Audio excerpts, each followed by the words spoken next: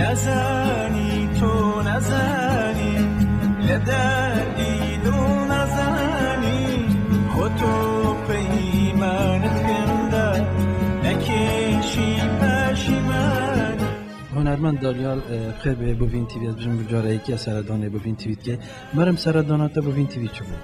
بله سپاس یاد کم دیاره زور دمیکا حزم دکر بیم سردانی بوین تیوی بکم آگداری کاری برادران بم لنزیک و بلام لسفره کم با باکوری کردستان با دیار بکر با به انجام گیاندنی ایشی البومی تازه لگرانم ده حزم کرد بیم سردانی که بوین تیوی بکم با زیادتر آگدار بون ل ایشو کاری ایره ل بۆی ئێمەش بتوانین لەگە برادراندا هەندێک ئیشی تازە بکەین. وەکو شتێکی ئەساسی خەریکی ئەلبومی نوێم لە دیاربەکر دیارە مۆسیقاکانی ئامادەکراوە لەگەڵ سەرکانتانێک لەوێیش دەکەم.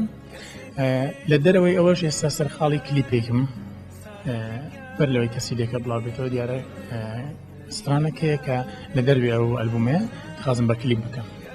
ئەف کلیپە دڵگیرێت دەوێ نەکردن.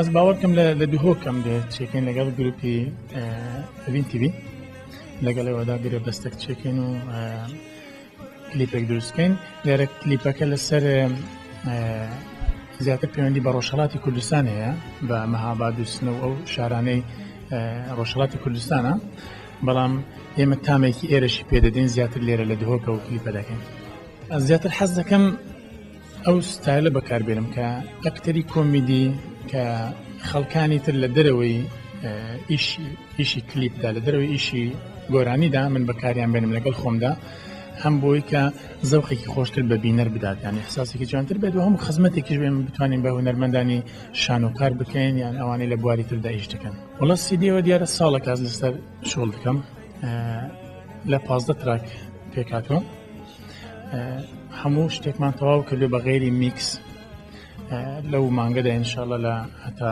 کۆتایی ئەو مانگە میکسەویش خلاص دەبێت ئێدی لە دوای ئەوە بڵاوی دەکەینەوە.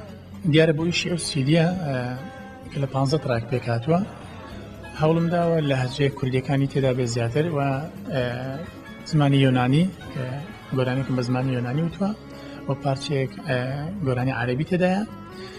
دیارە هەوڵ دەدەم بە چەند زمانی جیاجیا گۆرانی بڵم مستقبلش ئینشاڵڵا هەر بە هەمان شێوە ئەوەندەی بۆم بکرێت بە زمانی جیاجیا حەز دەکەم گۆرانی بڵم.